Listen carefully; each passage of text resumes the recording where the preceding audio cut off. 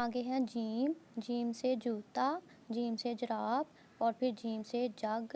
अब हम इनके करते हैं हिज्जे।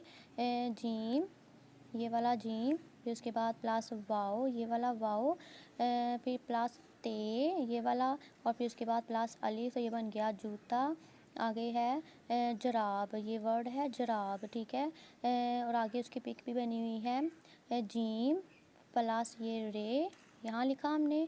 उसके बाद फिर ये वाला अलिफ प्लस अलिफ और ये वाला फिर हम बे लिखेंगे प्लस बे, तो ये बन गया जुराब।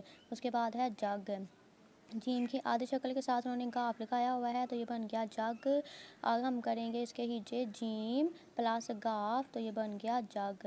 तो प्रेप क्लास हमारा आज का जो है काम वो से और जीम से जो वर्ड बनते हैं उनके हमने हिज्जे करने हैं, उनके तोड़ जोड़ करने हैं और इन सब को आपने अपनी नोटबुक पे ज़रूर राइट करना है। Thank you.